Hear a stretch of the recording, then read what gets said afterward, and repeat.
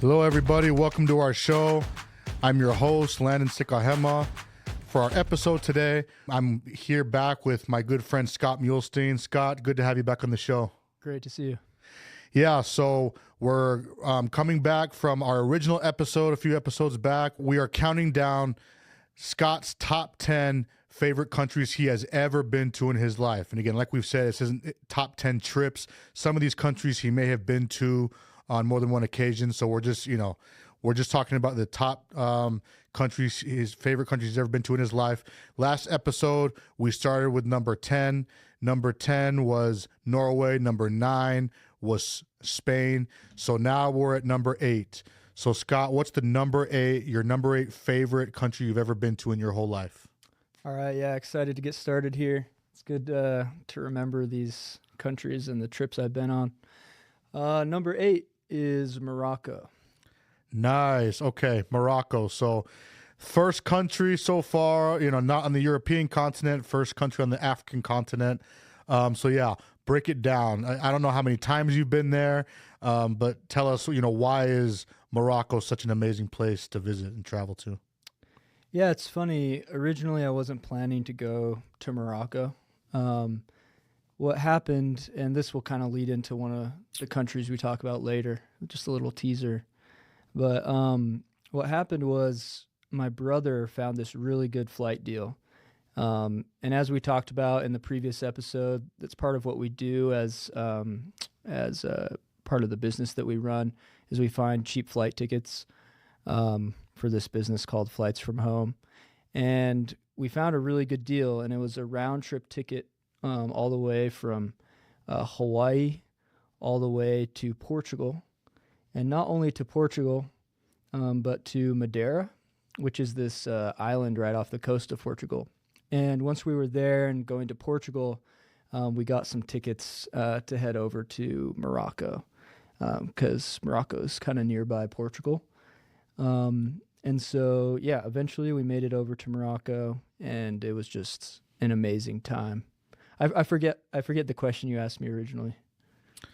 I think I might have. Well, why is it such an amazing place to travel to? But yeah, but before we get to that, like I mentioned for a second earlier, do you know how many times have you been to Morocco? Has it been more than once? Just one time. Oh, so just one time, and yet it stuck in your mind enough that it made your top 10 list. As many places you've been to. Oh, for sure. Yeah, I mean, for those that have been to Morocco, they know it's a really unique place. It's unlike any other place that I've been. I think the closest place or the most similar country that I've been to is Jordan in the Middle East because over in Morocco, there's some similar cultural influences, but it's its own thing. It's a really unique place. What are the similar cultural influences that it shares with Jordan? Well, Morocco is a predominantly Muslim country, just like Jordan. And so there's definite cultural influences that go back and forth. But that said, I mean, Morocco is its own place, its own country with unique traditions. Of course, not everyone there is Muslim, obviously.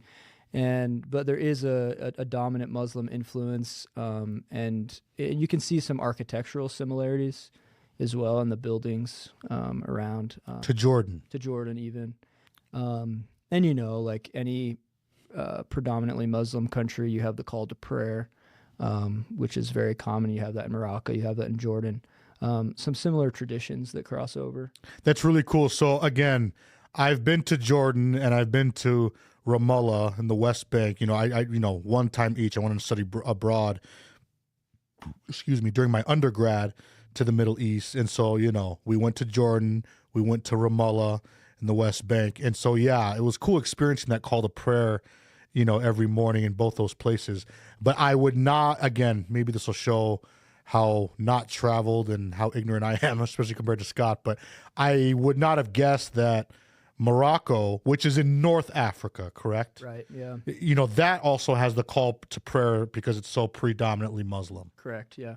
Wow, that's cool. Mm-hmm. And yet, like you emphasize, as similar as it is to Jordan and maybe other countries that are mostly Muslim, it very much so is its own unique thing compared to Jordan and probably other places. Oh, for sure. I mean, a much different atmosphere, a different culture, a different vibe. I mean, again, I've only been to Morocco once, so I'm not an expert by any means on Morocco. But where I went to was Marrakesh. I mean, a lot of tourists that come from Europe, they'll go to Marrakesh. And, you know, we stayed right in the heart of Marrakesh. And it's just like something you might imagine out of a movie. Like in downtown Marrakesh, they have an open air market, and the market is full of, you know, hundreds of shops selling all kinds of things. Like an outdoor market kind of a thing? Outdoor market. Okay. But then there's even an indoor portion. Okay. Indoor, outdoor. But I mean, there were things in the market that I never expected to see. Like what? In real life. I don't know. I mean, you grow up and you watch movies with these kind of like romanticized versions of the Middle East, let's say, and there might be like a snake charmer or something like that. But I mean, here in Morocco, there were snake charmers. It wasn't just like in the movies; it was real. Real snake charmers with real cobras, and you know, describe that like detail for detail, if you don't mind me asking. I mean, is it the kind of thing he's playing whatever that is, and the cobra's coming out of like a vase or something? Yeah, I mean, just like in the movies, like he was playing this reed instrument. You know, the long. It kind of looks like a little bit like a clarinet.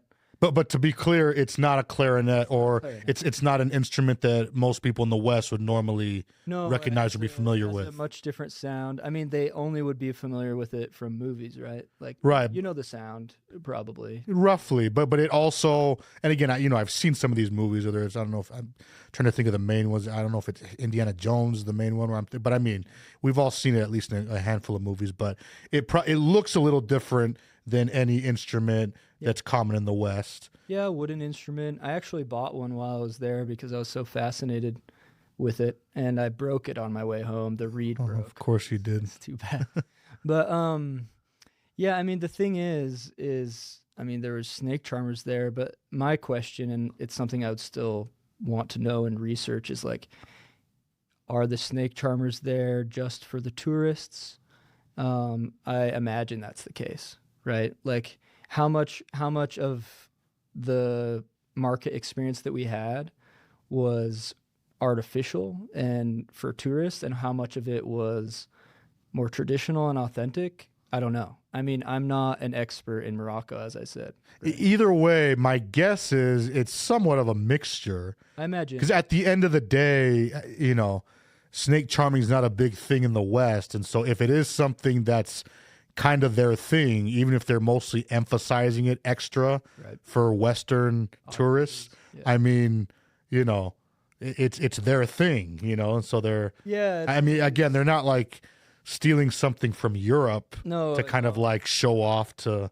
No, it's not like a case of appropriation or anything like that. Yeah. I mean, it might be more similar to examples that me and you are familiar with, because I know both of us have spent a lot of time in Hawaii, right? And, you know, there's certain things in Hawaii that are played up for tourists. Very much so. Obviously. Hawaii might be the capital of the world in that regard. Right. So, yeah. Right. And like some of it is authentic and some of it is not. Yeah. And I mean, it's up to the people to choose what to portray. But in any case, yeah, I mean, that's something I would like to look into, is like how much of this was original to Morocco, how much is just what the tourists want to see. But it was interesting going in kind of blind, and I was kind of shocked that, you know, here's a cobra right next to me. So is it the kind of thing where they're just doing that like on the street amongst the marketplace area? Like, do you know, could you just go stand there and watch it for free if you wanted, or do you have to like? Yeah, I mean, it's like a lot of those kind of street performances all over the world where like you're basically pressured to give a tip, right? I mean, it's like a busker. Like if somebody's, like in Portugal, for instance, if you're on the side of the road and you're playing guitar, I mean, the guitar player wants you to give a tip, right? And it was the same with the snake charmer. Like they were definitely looking for tips. But at the end of the day, it's just right there in the open, Yeah. and anyone could just go stand there and watch. Yeah, sure. So he's playing the instrument, at the very beginning, and it's just a vase. And as he plays, A vase, like actually more like a basket. Yeah. oh, okay. Yeah. But as he plays, and keeps playing his music, the cobra, slowly starts like standing up, kind of thing. Mm-hmm. And I mean, the snake charmers that I saw, there was like some of them had like several cobras, not just one, but maybe maybe two. Several, in like each one in its own basket. No, like I mean, some of them are just out on like a mat, like a little carpet. Huh. Yeah. And as he's playing, are they all like standing up in unison? Mostly. Like thinking back, because it has been a few years. Yeah. I'm not even sure I remember them like rising up out of the basket, kind of like in the cartoons or in the movies. Okay. More so just that like the snake charmer is there, the cobra is standing. You know how cobras, when they stand, they're kind of like moving back and forth a little bit. No, I've never seen one in person, but Yeah, like yeah. they're like in striking position. Wow. Okay. And they're just standing there. Yeah, I mean, I don't think I ever saw one come from like being in the basket to out and striking. They're just standing there. Huh. Striking. Interesting. In striking mode. Huh. So none of them, even if they're on the mat, none of them is just curled up in a little coiled circle like they're sleeping, and then you don't remember if he was actually slowly standing up as the guy played his music. Not that I remember. Okay. I don't know, maybe. Interesting. It's been a while though, huh? It's been a while, yeah. Anyway, so that is really cool to know that, I could see that if I went there. But again, you talk about this marketplace, and there's all kinds of things there, you said, that you never thought you would see. Yeah. Do you have any other examples off the top of your head? Oh, for sure. I mean, like the assortment of spices was unbelievable. Like just endless spices. And like I have this one vision, like this image that's cemented in my brain, where I walked up to this little stand and there was just, piles of spices. And they're like not in like, little spice shakers. Like they're in like bags. And then at the top of the bag, they're in kind of like little pyramid shape. Uh-huh. And like a perfect little pyramid. Huh. And so they're just all these open bags of spices that are all different colors, kind of like red and crimson and yellowish and white. And like some of them even like bright yellow or bright, like you said, crimson, like bright red. Bright red, dark red. Huh. Just like a whole array of colors of spices. Wow. And just like sitting there. And spices, there were like the obvious ones, like cinnamon or, spices you might be familiar with, like black pepper or whatever. But like there was also spices I hadn't heard of, Huh. And, if I went back, it would be fun to grab some. Huh. Take them home and try cooking. But yeah, it was, and I just remember it standing out to me, like how perfect the little pyramids looked. Just like really good presentation, Really good kind of thing. presentation, yeah. Good sales tactics. But like all these spices that you probably never seen and never heard of. Yeah. Mm-hmm. Had you ever bought or tried any of these spices that most of us have probably never heard of? In Morocco? Yeah, when you were there at the marketplace. No, I didn't. I mean, I didn't know what I would do with them. I didn't know. Bring it home and put it in your kitchen. I could have, yeah. But I mean, at that time, I didn't have a really solid place to live. I was probably living in my car at that time, Hey, man, aren't we all? But no, it was, it was cool. And it wasn't just that, like, all around the marketplace, they had all kinds of things. I mean, the most popular and obvious was carpets. Morocco is really known for its carpets, probably as a lot of people know. Huh. And there's just these beautiful handmade carpets all over the market, and so many shops selling them. And actually, it's one of my bigger regrets is not buying carpets, because if I remember right, they were relatively cheap, maybe $20-$30 for a really nice carpet. My brother, he bought 2 or 3, brought them home. But it was really hard not to buy the carpets, not just because they're so beautiful, but the shopkeepers were really aggressive. Oh. Like, I mean, I had my travel experience up to that point was mostly in Southeast Asia and Europe. So I'd been to a lot of open air markets, Yeah. but I hadn't ever experienced this kind of like aggressive sales tactics like in Morocco. Interesting. I mean, people pulling you into their store. Like grabbing you Grabbing- physically. Yeah, saying, come buy the carpets, you know. That's really cool. It's kind of a fun experience, though. It was kind of fun, yeah. A little overwhelming at times, but it's good. I'm not a big carpet person. Like I said on our last episode with you, I've never met anyone who appreciates, architecture like you do. But is there anything in particular that you like so much about these carpets? I don't know if you're just a carpet person too, like you're with architecture. But you know me, Landon. Like at this point, I just love beautiful things. You know, I love art. I love architecture. I love just beautiful handmade things. And so the carpets are just like an example of that.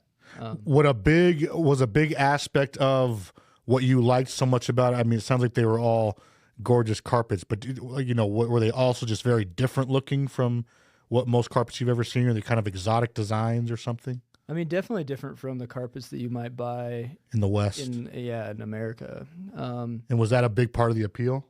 Yeah, I mean, they're different, they're unique, but I mean, you've probably seen Moroccan style carpets before, even though you didn't know that that's what they are. Huh. I mean, there are, Persian style carpets that are all over the world, very popular. And the Moroccan carpets, similar in some ways to Persian carpets, but they were their own style, and very beautiful. And so many different designs. And I mean, I could just spend all day looking at the carpets. It sounds like they were... If not for the aggressive sales tactic. Yeah. They wouldn't let me stand there forever. Yeah. They'd pull you in, and when you stand there looking at it too long, they push you right back out. Yeah. So it sounds like, in addition to the beauty of them, a big plus was many of them were relatively different and exotic looking compared to other carpets you'd seen. Beautiful. Yeah, just beautiful.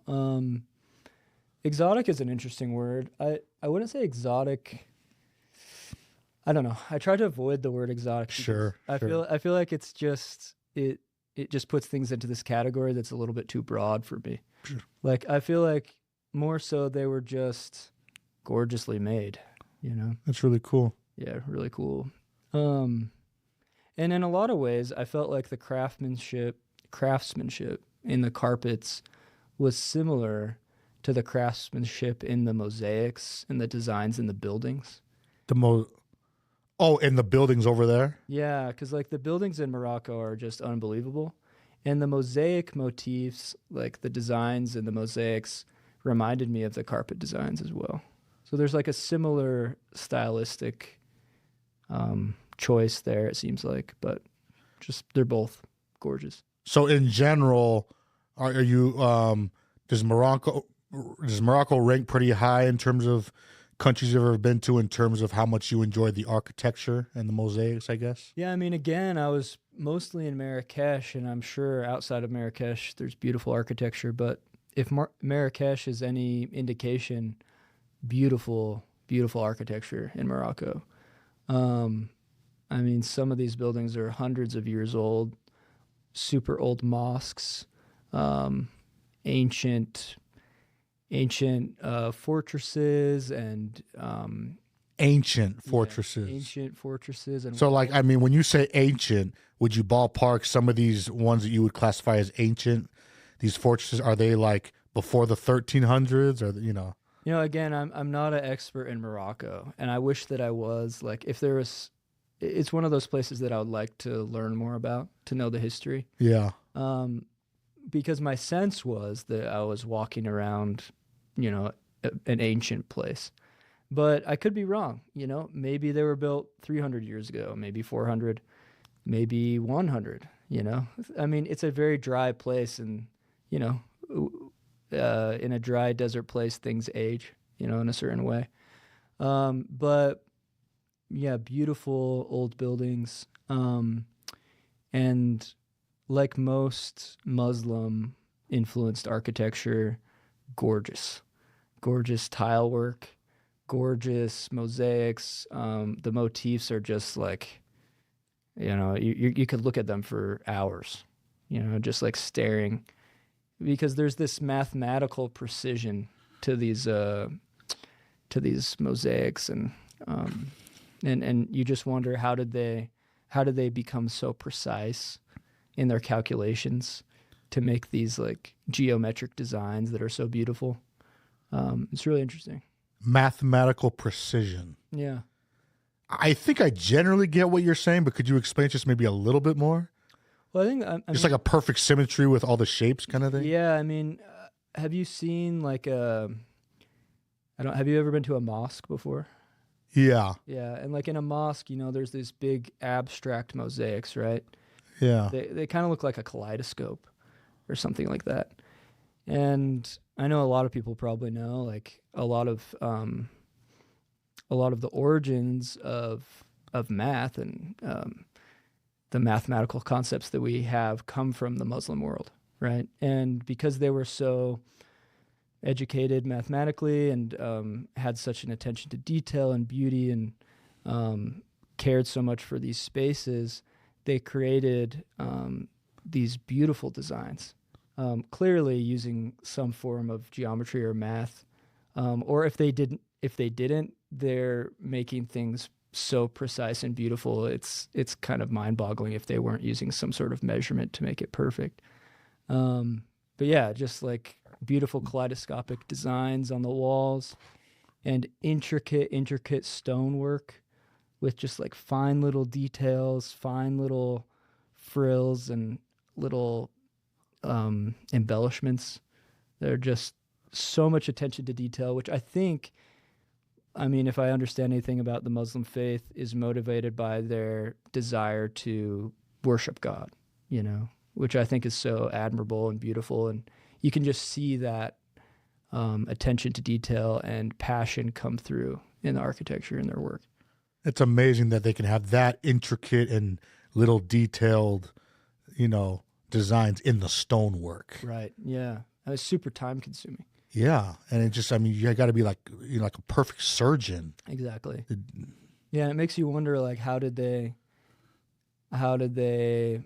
learn these techniques? Were they passed on for generations? What motivated these craftsmen to be like this? You know, it's one of the things I'm really passionate about, just in travel in general, is I think it's really important to see this kind of beautiful architecture and artwork in all different cultures, and to appreciate that kind of passion. You know, I think it And that kind of talent.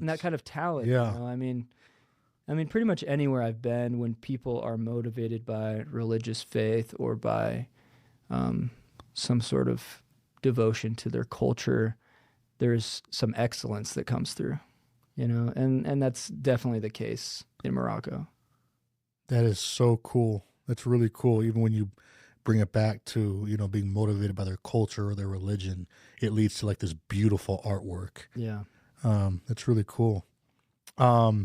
Any other, you know, cool things you want to bring up about it, you know, the marketplace, in terms of other things that you would never, like you say, you never thought you'd see that you saw at this marketplace? Well, I'm going to sound like a little bit of an uneducated American right here, so you guys will have to give me a Go ahead. You're preaching the choir right here. So. But, I mean, it surprised me how much that area in Morocco just felt like Tatooine in Star Wars. So I don't know. I mean, in terms of the natural landscape being like a desert? Everything. Like, I don't know how familiar you are with, like, you know, the first Star Wars, like episode 1 or episode 4? Episode 4, like the original Star Wars. And, you know, he's walking around the town and he goes to that little bar, like the cantina, right? And there's just all these different characters and all wearing robes. And it didn't hit me until I went to Morocco that, like, oh, like George Lucas is like ripping off Africa, you know, because it's like, I know now that like it was filmed in Tunisia, Star Wars. The Tatooine scenes. And once you understand that, you realize like, oh, like this didn't just come from George Lucas's imagination. Like there are buildings and places in Africa, Tunisia, Morocco included, that look a certain way. And I have always associated it with like Star Wars and Tatooine, but in reality, I mean that's the architecture of Africa. That's the vibe of this place. And I don't know. I mean, just like walking around the town is. I mean, people are wearing robes and hoods. You know, like in the outdoors throughout the town, along with in some of these bars and buildings and stuff. Yeah, I mean, I didn't go in any bars. I don't even know if there were any bars there, but like, yeah, I mean, people were wearing robes and hoods that looked like Jedi robes and hoods to me. So when you're sorry, so so it's clear to me, when you talk about how so much of Morocco looks like Tatooine from Star Wars, and you feel like George Lucas kind of ripped it off, what you're referring to is the architecture of what a lot of the buildings look like, along with the way that a lot of people like throughout the towns are dressed like in robes that look like, what Jedis were wearing. Yeah. That's what you're referring to? And I think the general atmosphere as well. Just the vibe, the cultural vibe. Just everything, like the buildings and the marketplace combined with the way the sellers are interacting with the people, combined with like the robes that people are wearing, and the atmosphere just felt like the atmosphere that George Lucas created. And so that makes me think, well, maybe he went to one of these places and was trying to recreate it as like an outer space location. But I mean, I don't know. I mean, that's just what it seemed like to me. Again, as a kind of uneducated American, it just struck me like, oh, it feels like Tatooine, Yeah, it was pretty interesting. Interesting. Yeah. It's really cool. Yeah. But I mean, of course, it's much richer and three-dimensional culture than that. But as a younger dude, that was my feeling. Yeah. Interesting. Yeah. That's cool. Yeah. Anything else in particular about this marketplace? Is just like this rich wealth of cool things you're talking about. Yeah. Anything else in particular from this marketplace? I mean, it was amazing. At the time I was really into I bought this VHS camera at the time, and this is only not too long ago, and so VHS cameras were already outdated at this point. But I had bought a VHS camera at a thrift store because I wanted to document my trip. And so all throughout this trip, I was documenting it on this VHS camera. And so I started to get some pretty good footage of the market, and I wish I still had it. But as I was filming, I got in big trouble. The people in the market got really mad at me for filming. And I didn't realize that, like, you're not allowed to film. Or I guess they didn't want people to film the marketplace or their faces, I'm not sure. And so that was kind of a shocking moment for me. And another example of I felt kind of like a stupid American because I didn't realize that was, not allowed. Coming from America, like if you're in, San Francisco or something with a VHS cam, nobody thinks twice. Yeah. But yeah, after that, I try to be respectful and not film. So in retrospect, I kind of wish that I had some more photos or something of that place, just because my memory is so fragile. But what really does stand out to me is we basically stayed right next to that market, in like a little Airbnb, and it was in this house. It was like an old house, probably like 100 or 200 years old, and the house had like an interior courtyard. And inside the courtyard, it was all open air, So like there's like no roof, and like it's just beautiful like gardens and again tile work, There's beautiful tile work like in the middle of the courtyard, and in the middle of the outdoor courtyard, mm-hmm. like little tiles, pathways that you're walking on and stuff. Yeah, and like a centerpiece tile design, and I just remember being so amazed as like I don't know, I was probably 22. Just about like, wow, like people live like this, like with this outdoor courtyard, this indoor outdoor way of living. Like that's so amazing to me.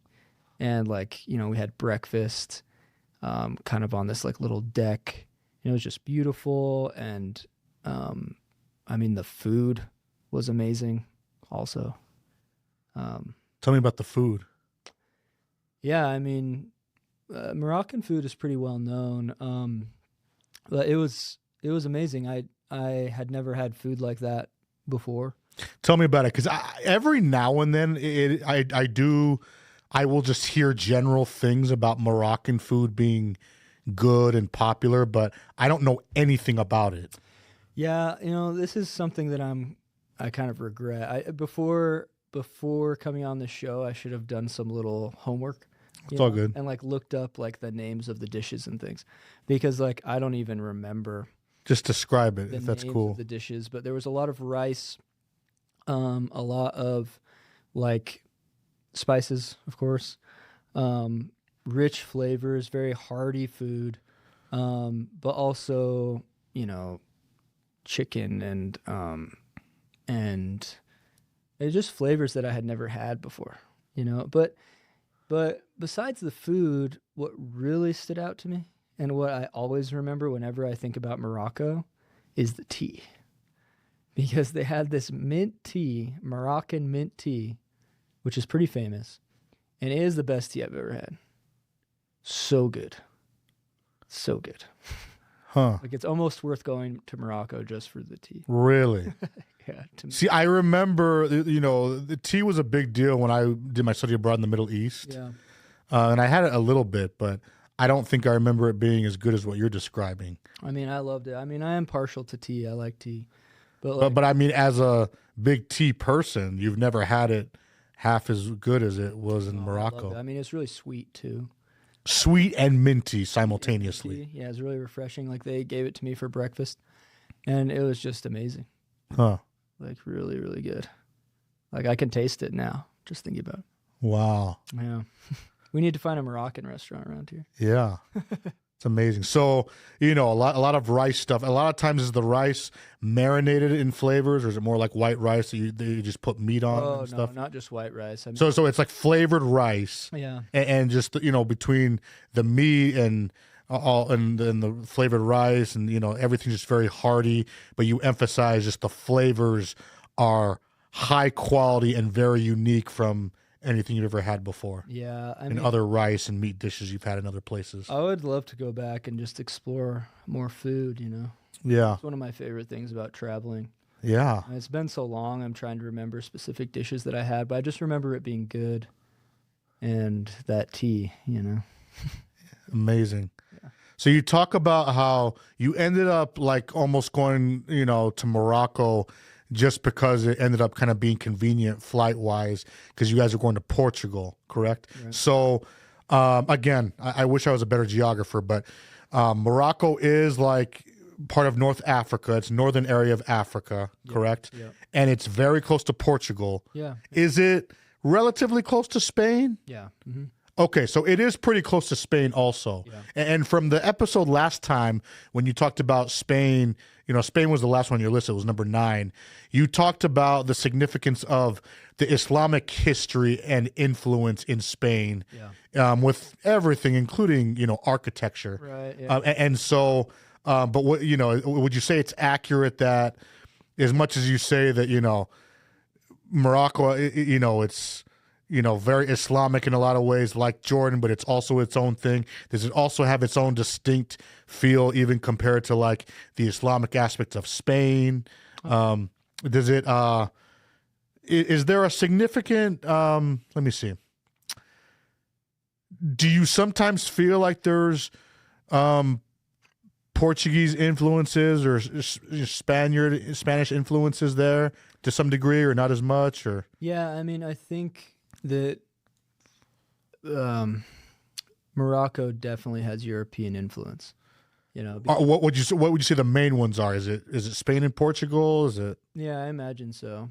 I mean, of course, there's just a lot of tourism that goes on. And Sure. like modern day, but I mean, we forget, how connected all of these places were back in the day. For hundreds of years going back. Yeah, I mean, Yeah. like Spain and Portugal and Morocco. I mean, they're all in the same neck of the woods.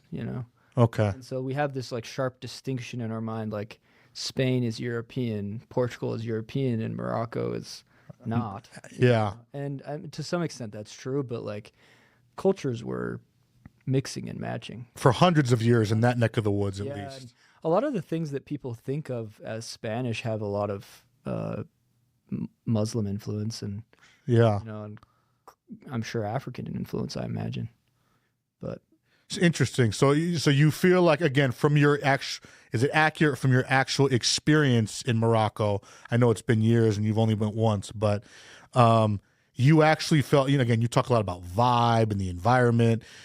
Is it accurate to say that, when you were there, you could feel and experience the fairly cosmopolitan nature of Morocco in like these neighboring from like these neighboring places like Spain and Portugal and other places, for instance, that have, again, and you felt like it was can you feel the fact that it was a fairly cosmopolitan place for like hundreds of years going back? I don't know. I mean, definitely there was people from all over the world there, for sure. But like the actual Moroccan culture felt pretty distinct from So that is pretty cool. from Portugal and Spain, like And even places in the Middle East. yeah, for sure. It felt distinct, but I mean, again, I only went once and I'm sure there's a lot of things I'm not picking up on. Sure. So, I mean, it's interesting, you just made I want to keep repeating words, but you made this statement just, a couple minutes ago that, sometimes we have this inaccurate, hard distinction in our minds where it's like this place is that and that place is that. Yeah. And yet, it's fairly cosmopolitan. There's a lot of mixture and cross influences in these places. And yet, at the same time, you talk about Morocco, and yet there is like, it did feel in a lot of ways like there was this very unique, Moroccan, distinction, Moroccan specific feel to the culture there. Yeah, definitely. I mean, what I was trying to say is that, a lot of these places, culture has been mixing and matching for years, but that doesn't mean that they haven't become their own unique flavor. Yeah. No, I mean, it's, for lack of a better way of saying it, it is a mixture. Like it is kind of like a mixture of other places, but it's also got its own very distinct nuances that are preserved. I mean, Morocco is not Spain, and it's not Portugal. Morocco is not Portugal. And it's not the Middle East. No, it's not the Middle East. But like there are things about all those places that are familiar. That's really cool. And yet again, it's very much so its own distinct, unique place. For sure.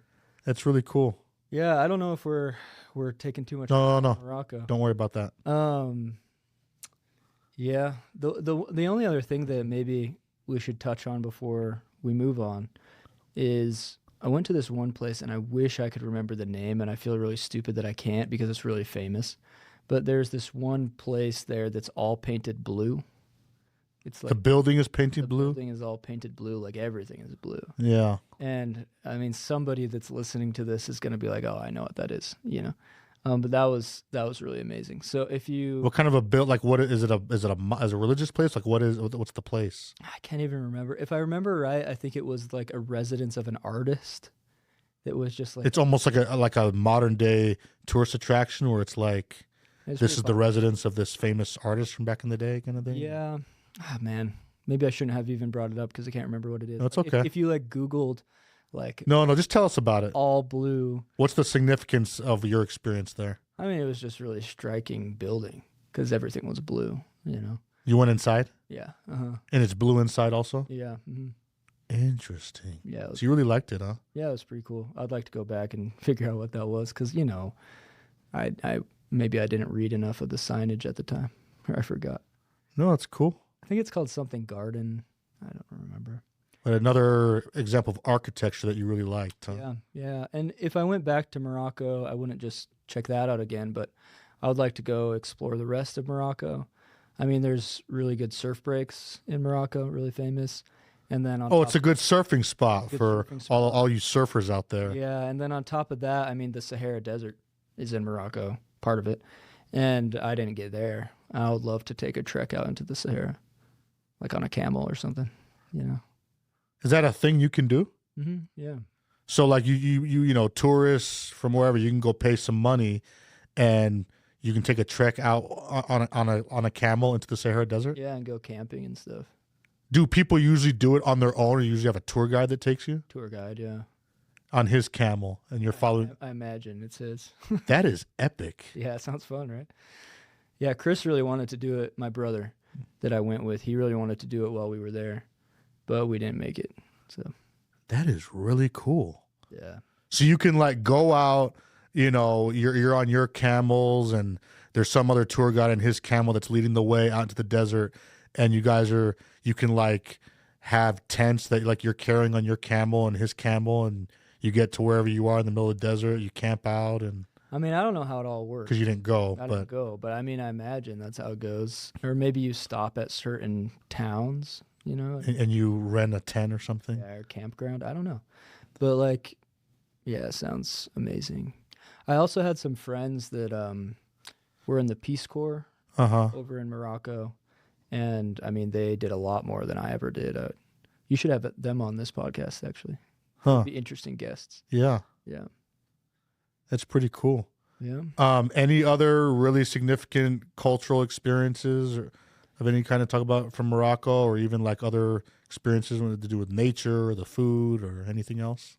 No, the only other thing that sticks out in my mind, and this is just really strange, but there was a lot of little shops in that market, you know? Yeah. And one that really stuck out to me was this guy, and he was in this shop, and the shop was just full of music equipment. Like all kinds of music equipment, instruments, and all kinds of instruments you could ever think of. And there was like kind of a bunch of shops like this. Including some instruments that, again, we might not recognize in the West, like might not recognize that snake charmers might use, and other ones Yeah, I mean, too. that's where I bought that, you know. Oh, yeah, Snake the charmer, reed reed instrument.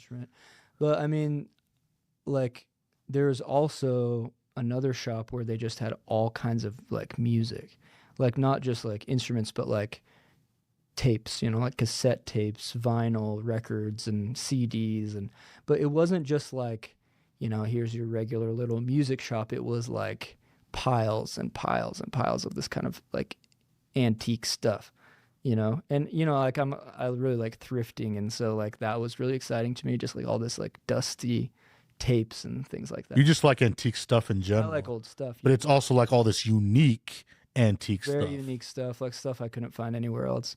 And if I went back, I would love to go through those shops, you know, just check them out. That's pretty cool. Yeah, it's cool. Anything else to cover in terms of your number 8 favorite country, Morocco, or no? No, that's probably good.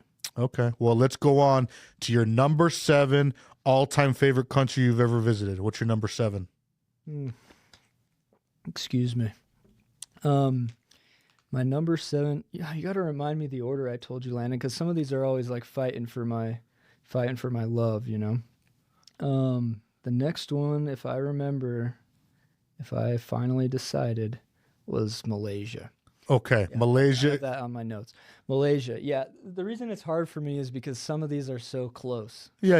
And you've traveled to so many places. Yeah. And, you know, as we talked about last time, you know, your brother has this company that, you know, helps find cheap plane tickets. So like you and, you know, you're like the right-hand man in this company. And so you've just traveled so much to so many places. Yeah. And so it's really cool. But your number 7 all-time favorite country that you've ever traveled to in your life is Malaysia.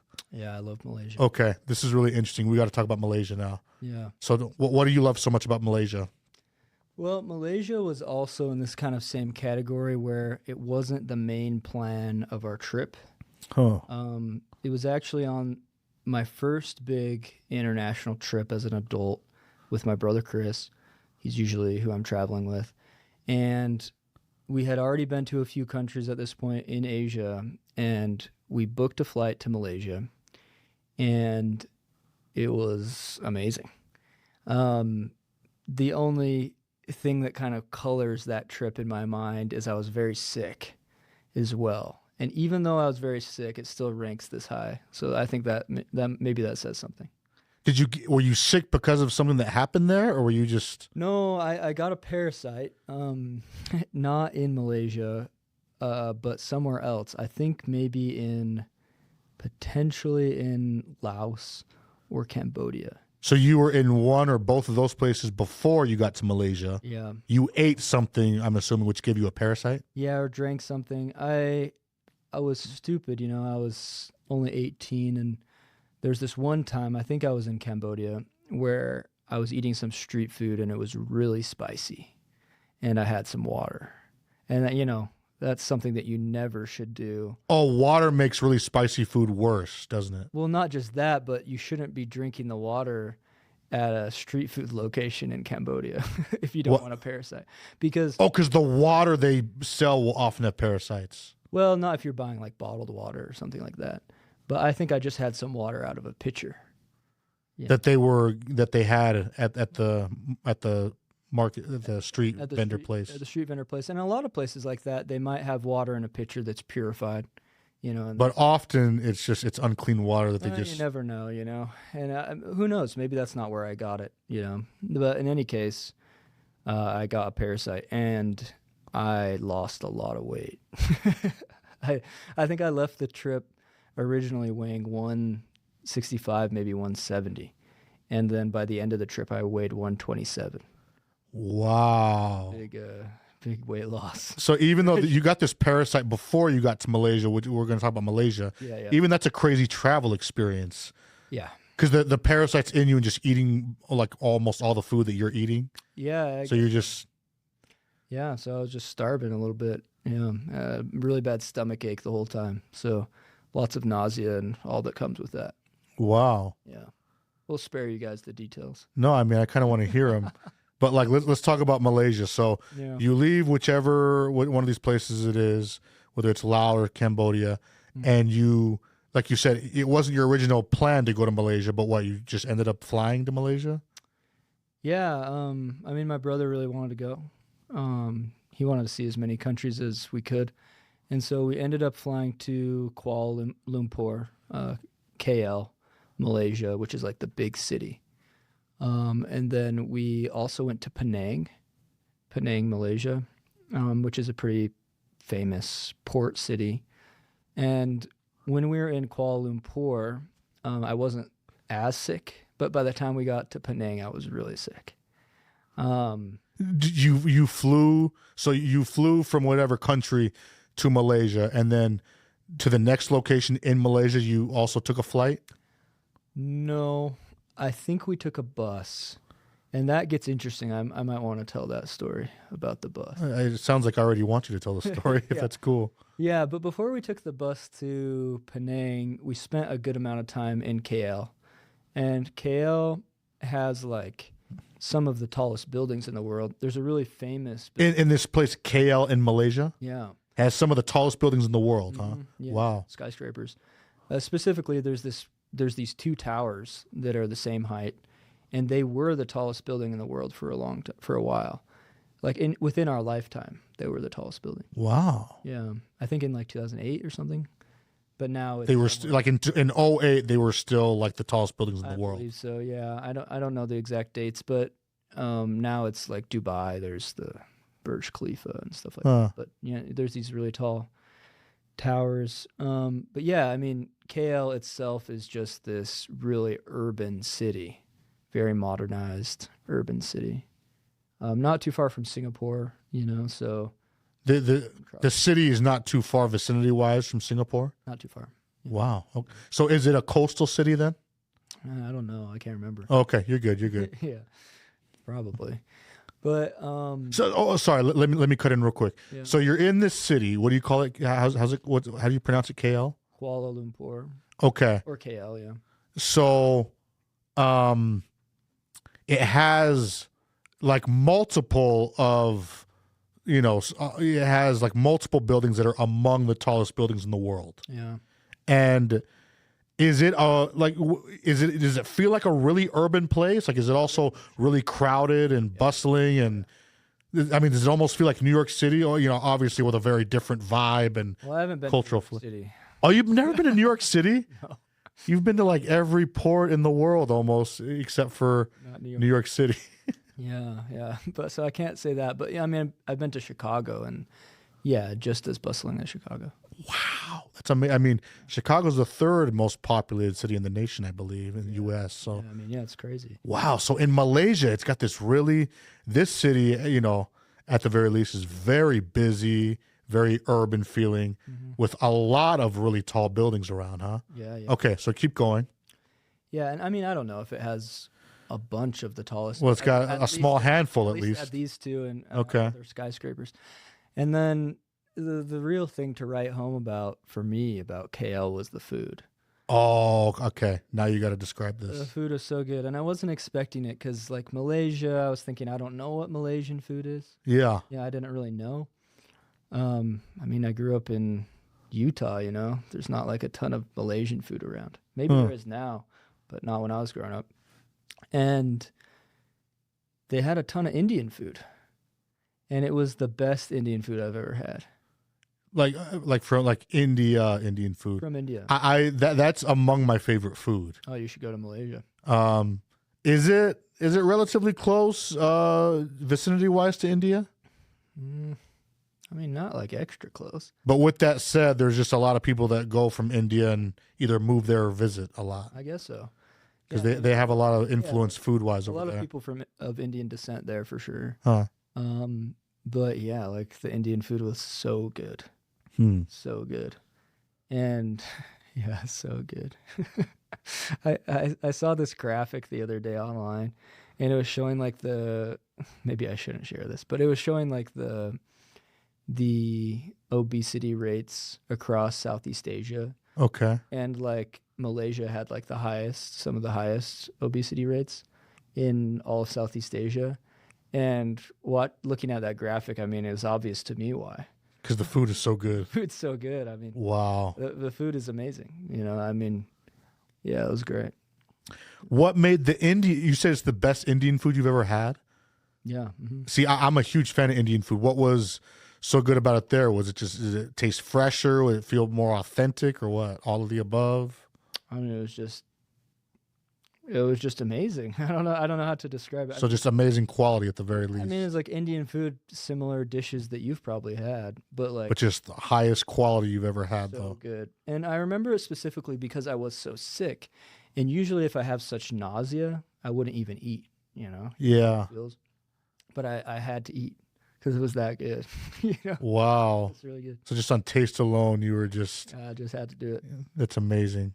And yeah, so I mean, that is a pretty good segue actually into this bus story, because me and my brother, we were at this Indian restaurant, and it was so good. It was a buffet, and we just ate a ton, so much. And I knew by the end of the meal I was going to be really sick because I already had nausea, And so like I was feeling sick, and I knew I was going to feel sick, but I was like, it's worth it, It sounds like something I would do. Yeah, it does. And as I was eating and, finishing eating, I mean, I started to feel really sick. And my brother, right as we, paid the check, got the check, he turns to me and he said, "Oh no." I said, "What?" And he said, "We're late." And I said, "Late for what?"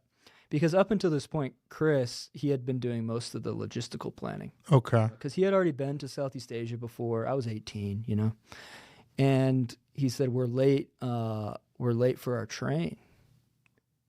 And I said, late for our train? I didn't know we had a train. And he said, yeah, it's across the river. And so I said, oh, okay. And so he says, we have to run. And I said, there's no way. Like there's no way I'm doing any running right now. No way that I'm gonna run right now. I mean, I'm so full, but I mean, even if I wasn't, I was so sick, and you know how it feels when you're nauseous to run. Yeah, but I mean, even even if you're not sick at all, after you just eaten a huge meal, it's just terrible to be running. Yeah, of course. But you add to that, you had a crazy stomach ache and you were very nauseous, correct? Very nauseous. Yeah. Okay. And so he says, no, we got to. And so we ran. And the whole time I'm just cursing him, just cursing, why did you make me run? So you're sprinting to like get to your train? Yeah, so we're sprinting to actually get to a boat that gets to our train. your boat that takes you across the river to get to the train station. So, we get there and we miss the first boat, And so Chris is upset, and we finally wait, and we get the next boat, which is in another 15 minutes or something. And it's like a ferry boat, across the river. And we get it's like a big ferry boat. Yeah, and we were full on sprinting, for probably several miles, maybe a mile or two. Full on sprinting for at least a couple miles. With our bags, with my stomach ache, and I was just feeling really sick. And a stomach full of food. Yeah, stomach full of food. And so we get off at the boat. Yeah. And then he says, we got to keep sprinting. We got to get to the train station. So we sprint again to the train station. And we get. Well, wait, okay. So a ferry comes, you get on the ferry, takes you across the river. Yeah. So you get off the ferry. Yeah. And from there, he's like, we're still so late. So we got to like sprint from here to the train station. Yeah, exactly. Okay. So you're doing more sprinting now. We're sprinting. And so we sprint. I'm getting sicker and sicker and sicker, And then, so we get finally to the train station. And after all that, we missed it. You were too late. You missed the train. We missed the train. Okay. And I was so mad. It's like, why didn't he tell me about this earlier? Why didn't he tell me about this before we had this big meeting? It sounds like he kind of like dropped the ball a little bit himself. He was just enjoying himself eating at the Indian restaurant. Yeah, exactly. And then before you know it, he checked his watch and it was too late. Too late, right? Yeah. Okay. So I was mad, Yeah. And so I was mad. I was really sick, and I was really nauseous, and I just turned and I barfed. And I barfed all over, man. Like I barfed all over his shoes, and I think I was aiming a little bit for his shoes. Hey, man. I mean, if it's his fault, I get it. You Yeah. got to have a little revenge. I was mad, I was so sick. I mean, it's okay. Barf real bad, and all over the place. I couldn't hold it in any longer. Yeah. Barf all over, and then we missed the train. We didn't know what to do, and eventually we decide, well, I guess we missed the train. There's no more trains. We got to take the bus. Like the trains were done for the day? Trains are done for the day. Okay, so there's a bus that you can take. The alternative to the train is this bus, and it's a night bus, and like it's a 14-hour night bus.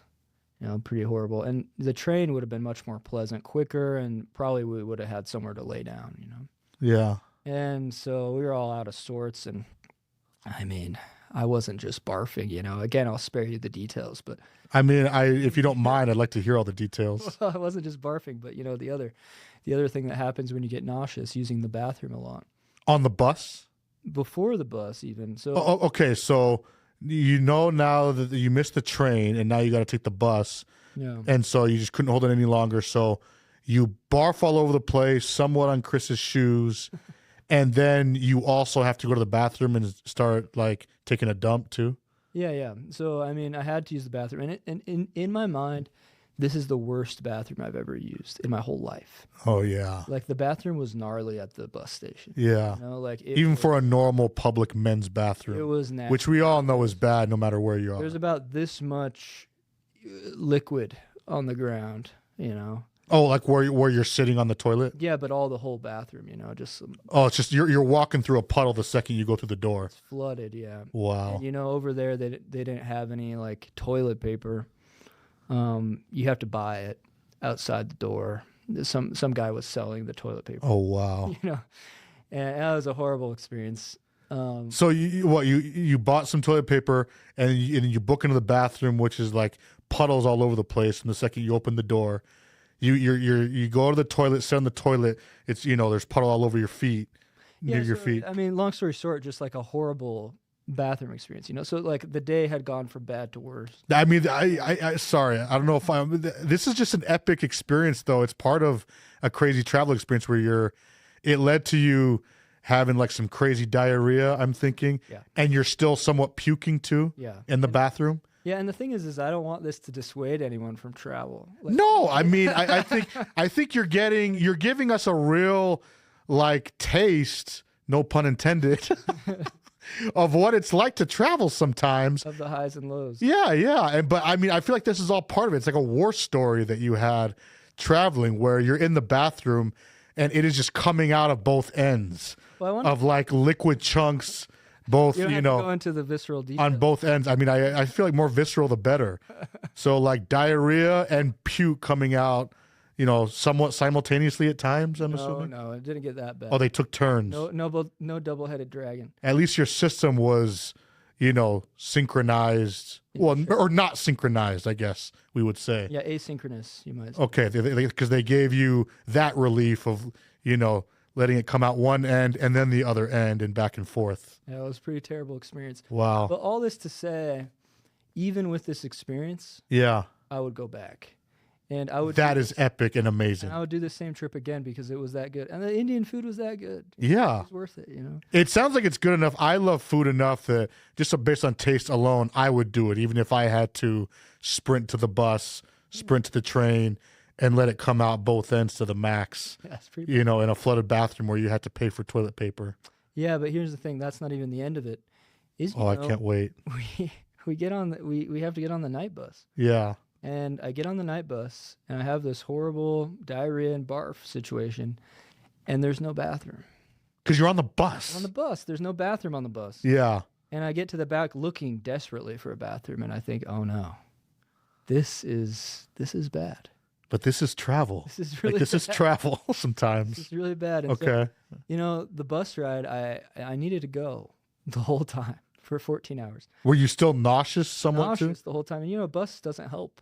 too? Oh, yeah. It's kind of like a bumpy bus ride sometimes. Be bus ride, yeah. And it was bad. You know? And you had to like do more diarrhea on the bus. I needed to. Okay, so wait, did you say it's a 14-hour bus ride? Yeah. Wow. As far as I remember. Maybe I'm exaggerating. It was at least 9.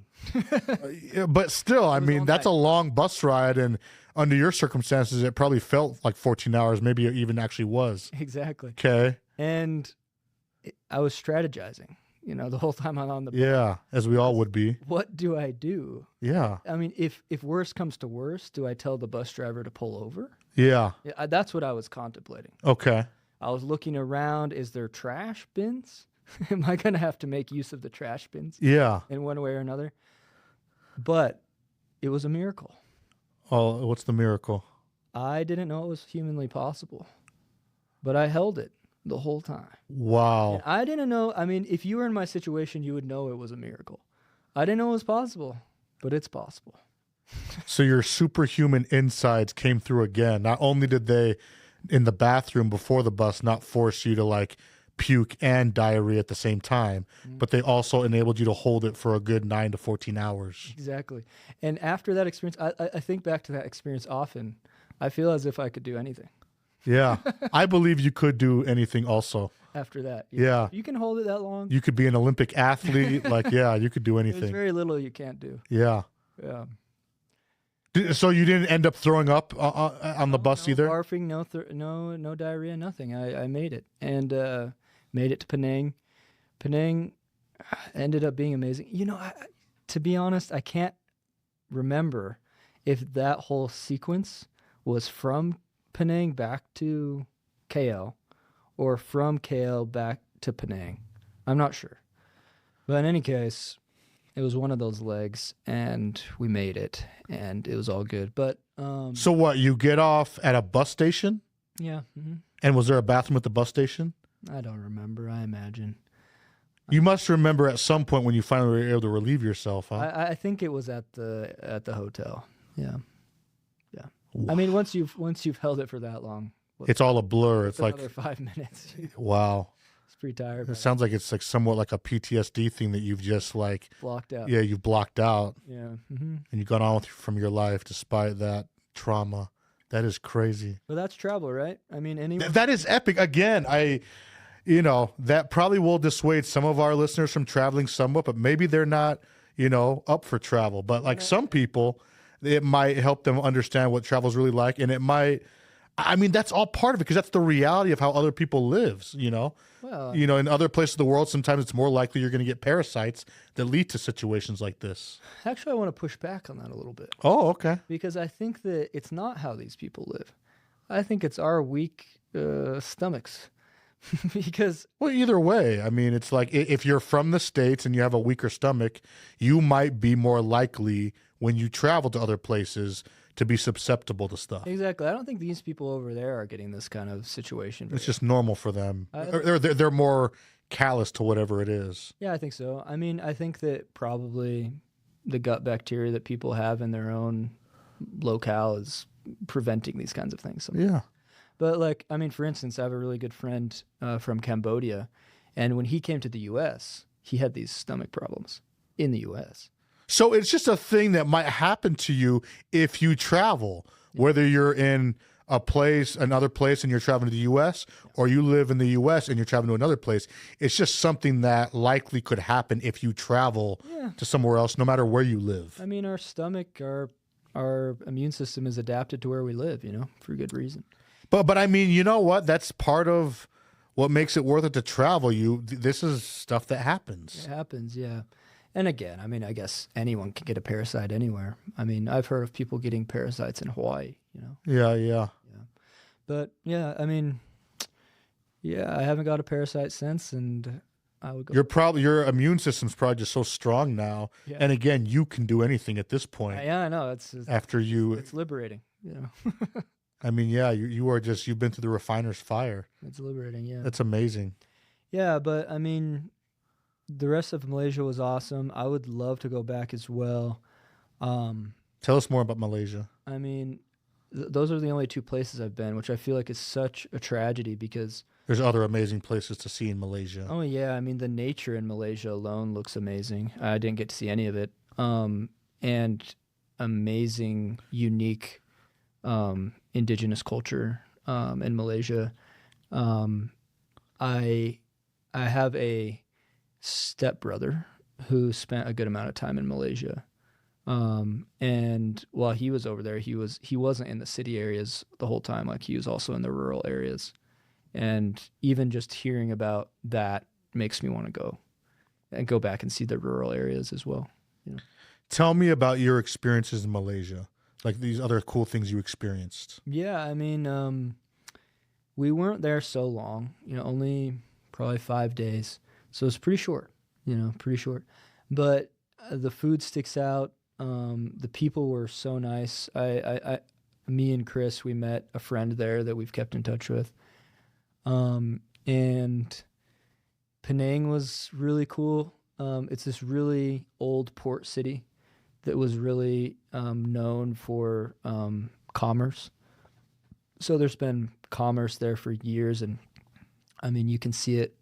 I mean the architecture has some Chinese influence. There's a lot of Chinese influence there as well. It sounds like you really got into the architecture in Malaysia also. I mean, I'm always kind of into the architecture. Yeah, but like as a buff, it sounds like it still stood out even among all the other architectural structures you... Yeah, it was cool. It's unique, these kind of old buildings that were still intact and just had a real sense of character in Penang. Penang was a cool town, But it sounds like you also enjoyed the architecture in the first city also. I mean, in a different way, I mean, just a big city with all these, crazy skyscrapers and stuff. Yeah. Very urban. I mean, I also have this memory of like sitting there eating lunch and like there's all these like kids and just thinking about like how similar the like teenagers seemed to like teenagers in somewhere like LA or Chicago. Huh. Like they just had like the same kind of urban vibe. Yeah.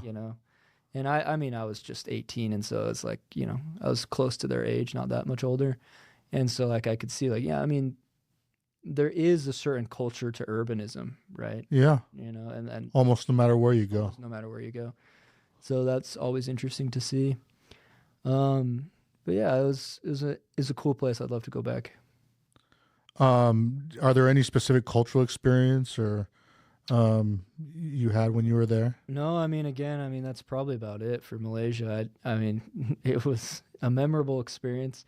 And, that is something interesting is like maybe why it sticks out in my mind is also because of that memorable, like bad experience. Yeah. But somehow like that adds to the texture and the fun of travel. Yeah. Yeah. Of course. So it's a good memory now. Yeah. It wasn't a good memory then. Yeah. I want to go back to the food real quick. You talked so much about how great the food was and how great the Indian food was. Did you have any food that was distinctly, uniquely Malaysian? Like, is there anything to talk about in terms of that? Because I don't know anything about Malaysian food either. I'm sure there is. Nothing that you had necessarily. You mostly had. Not that I remember. I may have had Malaysian food. Yeah. Like more. I mean, even the Indian is probably more of like a fusion, you know, of Malay influence. But like, I didn't dive deep into the Malay food because once we tried the Indian food, it was just so good, you know. Mm-hmm. So, yeah, I mean that's about what I got with Malaysia. Huh. Yeah. No other cool cultural experiences necessarily? Not that I can think of. Okay. Yeah. Well, that's this episode. We'll wrap up. Thank you again, Scott, for coming as a guest in this episode. We're counting down his top 10 favorite countries he's ever visited. This was number 8 and number 7. Number 8 being Morocco and number 7 being Malaysia. Please join us for the next episode where we'll continue to count down Scott's favorite countries he's ever visited. We'll revisit it and we'll start with his number 6 favorite country he's ever been to on the next episode. Thank you again, Scott, for coming on this episode. Thanks for having me.